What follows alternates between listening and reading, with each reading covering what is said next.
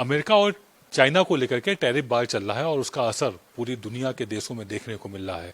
हम बात कर रहे हैं अगर भारत की, तो उसमें किस तरह से हम फायदा ले सकते हैं, किस तरह से सावधानियां होनी चाहिए, इसको लेकर के हम बात करते हैं कैट के महामंत्री और सांसद प्रवीण खंडेलवाल जी से। सर, आपसे समझना चाहेंगे, चाइना और अमेरिका के बीच में टैरिफ वार रुक नहीं रहा है। हर दिन कुछ ना कुछ नया होते को मतलब देखने को मिल रहा है और ऐसे में तमाम तरह से बाजार में उथल पुथल मची हुई है। आपसे समझना चाहेंगे कि भारत के व्यापारी ऐसे में किस तरह से फायदे का मौके का फायदा उठा सकते हैं और क्या कुछ सावधानियां होनी चाहिए। भारत के व्यापार के लिए अवसर भी है और चुनौती भी है। अवसर इसलिए है कि अमेरिका का बहुत बड़ा पार्टनर चाइना था।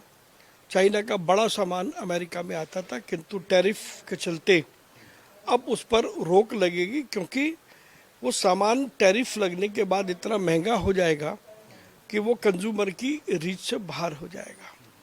तो इस नाते से ऑल्टरनेट सोर्स अमेरिका के लोग अब भारत की तरफ देख रहे हैं। इससे भारत का जो हमारा मैन्युफैक्चरिंग सेक्टर है वो अपनी कैपेसिटीज़ को अमेरिका की डिमांड के अनुरूप यदि करता है, और उसमें प्रधानमंत्री नरेंद्र मोदी का आत्मनिर्भर भारत है, मेक इन इंडिया है, मेड इन इंडिया है, PIL स्कीम है, ऐसे बहुत सारे इनिशिएटिव्स हैं जिनका उपयोग करके भारत के व्यापार और उद्योग को अमेरिका में एक बड़ा बाजार वहाँ पर मिल सकता है। संभावना इस बात की है कि टैरिफ लगने के बाद चाइना और अमेरिका के बीच में जो व्यापार का अंतर आएगा, उस अंतर को पाटना बहुत ज़रूरी है और भारत के लिए ये अवसर भी है कि उस अंतर में भारत अपने उत्पाद यदि अमेरिका के बाज़ार में देता है तो मुझे लगता है कि भारत और अमेरिका के बीच जो व्यापारिक संबंध हैं वो एक नई छलांग लगाएंगे और मजबूत भी होंगे। ऐसे में एक बात और महत्वपूर्ण हुई है कि चाइना ने भारत को जो भी सामान आ रहा था उसमें 5% की रियायत की बात की हुई है। तो ये किस तरह से इसमें भारतीय उद्यमी फायदा उठा सकते हैं और कारोबार को किस तरह से बढ़ा सकते हैं। चाइना पर हम भरोसा बिल्कुल नहीं कर सकते और मैं तो ये सलाह दूंगा किसी भी व्यक्ति को या किसी भी औद्योगिक प्रतिष्ठान को या इंडस्ट्री को या ट्रेड को चाइना के इस ऑफर को बिल्कुल स्वीकारना नहीं चाहिए। चाइना भारत को ये रियायत दे रहा है तो चाइना की मंशा समझ में आती है कि वो भारत के ज़रिए अपना सामान अमेरिका भेजना चाहता है। तो कम से कम हम इस लड़ाई में बिल्कुल टूल नहीं बनने चाहिए और चाइना ने कभी भी विश्वसनीय साथी भारत का नहीं रहा। तो लिहाजा अगर आज चाइना डिस्काउंट दे रहा है तो वो चाइना की अपनी अर्थव्यवस्था को बनाए रखने की मजबूरी है, जिसके कारण से चाइना ये डिस्काउंट दे रहा है। हमें चीन के झांसे में नहीं आना है। अमेरिका ने 90 दिन का वक्त दिया हुआ है विश्व के तमाम देशों में।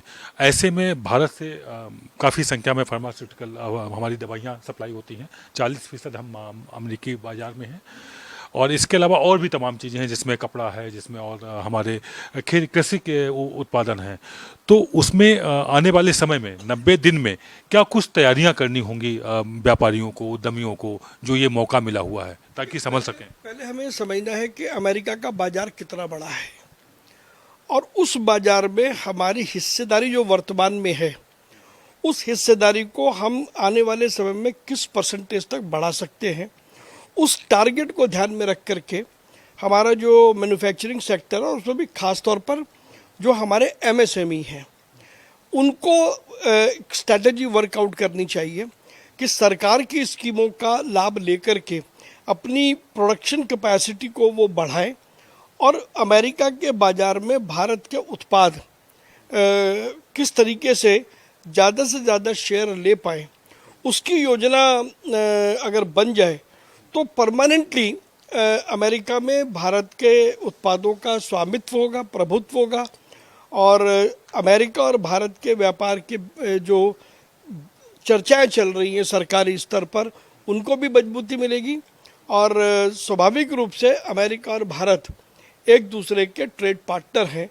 तो हमें एक दूसरे के हितों को ध्यान में रखते हुए यदि हम योजना बनाते हैं तो मुझे लगता है कि हम अमेरिका के उस व्यापार का जिसके जिसके बीच में एक गैप आने की संभावना दिखाई देती है, कोई तो उस गैप को फिल करेगा, तो फिर भारत क्यों ना करे। ये थी खास बातचीत प्रवीण खंडेलवाल जी से, जिन्होंने कहा कि अमेरिका के कारोबार को लेकर के जो गैप आएगा उसको गैप को भरने का काम यदि भारत करता है तो बहुत अच्छा रहेगा। एमएसएमई कारोबारियों को खास तौर से संभलना होगा और संभले हुए अंदाज में जो केंद्र की योजनाएं हैं उनका फायदा उठाते हुए अमेरिका के साथ कारोबार को आगे बढ़ाना होगा, चाइना से सावधान रहना होगा। ये सलाह प्रवीण खंडेलवाल की खास तौर पर दी हुई है। कैमरा पर्सन आलोक सक्सेना के साथ आदित्य द्विवेदी, भारत एक्सप्रेस, दिल्ली।